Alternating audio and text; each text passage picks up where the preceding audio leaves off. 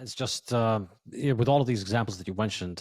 Yeah, I mean, obviously, it costs a lot of infrastructure to get oil, but it is the cheapest way of getting cars to move around, and that's why it continues to be highly utilized worldwide. I think the key bearish case for gold is that it's no longer the cheapest way of doing this. Once people get, I think this is really perhaps the problem here. That once people get, all right, the answer is gold, then it's going to be very easy for them to get why the answer is actually Bitcoin. I Bitcoin. agree. I agree. And somewhere between here and there, there's considerations among central banks. Do central banks get completely disintermediated if it happens fast? If it happens at a technology pace, you could see that happen, right? If there's a sort of an organic adoption globally of Bitcoin, yeah. If it doesn't, central banks hold all this gold on their balance sheets for a reason, and it's sort of like gold is useless for 99% of the time of the long cycle. I didn't start liking gold till '08. I bought most of my gold at 700, $800. It's not like I've been like a gold bug my whole life. I've simply like, okay, 99% of the long economic cycle, you don't need gold. 1% of the economic cycle, the only thing you need is to get rid of counterparty risk, and counterparty risk in sovereign debt. And for the first time in any of our careers, Western sovereign debt has either inflation risk or counterparty risk. It's one or the other. If they have positive real rates, debt to GDP this high, deficits to GDP this high, they will mathematically default on Western sovereign debt. It is a sixth grade math problem. If they don't do that, then they have to keep real rates negative and they have inflation risk. And it really comes down to that. I mean, 120 years, Kerman Reinhardt and Ken Rogoff did this time it's different, right? 500 years of debt crisis. Last 120 years, every country that hit 130% debt to GDP, 98% of them have defaulted on their debt, most often via sustained high inflation. The only one that hadn't, as of 3 years ago, when Hirschman Capital laid this out using their data, was Japan. In the ensuing 3 years, how's Japan doing? Not so hot. So you basically have a 98 to 100% shot in the investments business, where a 52 to 55% batting average is Hall of Fame. So you don't get 98 to 100% shots in this business very often. What's that shot? That shot is you have to own assets, uncorrelated assets. You have to be overweight assets that are uncorrelated and that will do well as central banks try to manage and avoid Western sovereign debt having either default risk or inflation risk. And those, in my opinion, those two assets are gold and Bitcoin, are the two right at the top. I would probably put oil up there as well. And to your point, like, could we skip gold and go right to Bitcoin? Yeah, we could. I don't see the path there yet. But look, if Saudi came out or if Russia came out and said, you know what, we're only taking Bitcoin for our oil. Holy cow. Like, all right. Or if the US did it, hey, we're in trouble, the debt markets, all American deficits will be settled in Bitcoin going forward. Boom.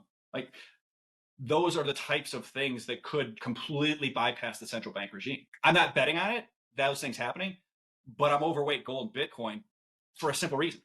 You don't get 98% shots in this business. Everyone wants to say, oh, it's not different this time, Luke. You're right. It isn't different this time. 120 years, 98% of 53 countries have defaulted on their debt, usually via high inflation. It's 100% not different this time. It's just that most people think it's not different this time means something different than what it does, which is Western sovereign debt, including the risk-free asset U.S. Treasury bond, either has default risk or credit risk for the first time in anybody's career. Yep. Yeah, this is the thing that most people aren't prepared for. But I think we generally have a theme here where with every episode we end up on why Bitcoin fixes this, and I think all of these discussions are interesting to me in a kind of intellectual way as somebody who studied economics, is curious about that stuff. But dear listener, I'm sorry for scamming you into listening to all this stuff, because if you figured out Bitcoin, you don't need to know any of that stuff. You're still going to outperform anybody who's going to, in the long run, I think.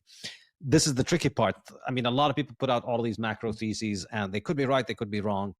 But on a 5-year to 10-year to 20-year time horizon, it's going to be very difficult for anybody to outperform Bitcoin at the end of the day. Like, it is going to ultimately, whether the Saudis or the Chinese or the Americans end up using it or not, whether we skip gold and go straight to Bitcoin is kind of immaterial, because you can just skip gold and go to Bitcoin. You can skip sovereign debt and go to Bitcoin. And as Greg Foss says it, it's a credit default swap on, or it's an insurance on sovereign debt. And so if you've figured out Bitcoin, you've figured out the winning move from all of this discussion. You don't need to bother yourself too much with the interesting questions of, is oil going to go up or is oil going to go down? Is it peak oil or peak cheap oil, or are we just going to get a lot of cheap oil?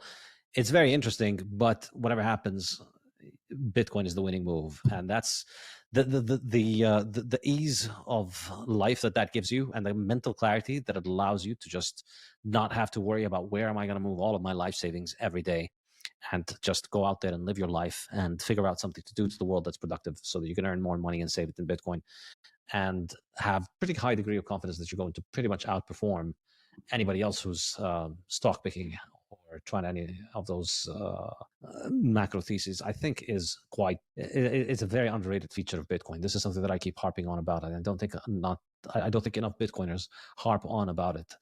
And I always tell people, if you're out there trading on the fiat markets, make sure you calculate your time and the cost of your time, and consider what would happen if you went and actually did your job or found another job, went out and drove an Uber or whatever, and then spent all of that time just stacking Bitcoin, and then see if you'll outperform. Because the problem with trying to outperform Bitcoin with all of these theories and theses is not just that you need to outperform Bitcoin in terms of Bitcoin's performance. You need to also outperform Bitcoin, considering all the time that you're going to be spending having to study all of those things, having to look at all of the central bank policies, wake up every morning and find out which side of the bed Jay Powell woke up on, and how he's going to be talking, and what the Japanese central bank is doing, what the Swiss central bank is doing, and geopolitics and war and all of these things. So that's a lot of time, and trying to figure all of this stuff out. And it's time is money. You could be earning with that stuff. You could be working as a waiter and earning money. So make sure you include that in your calculations of outperforming Bitcoin when you do.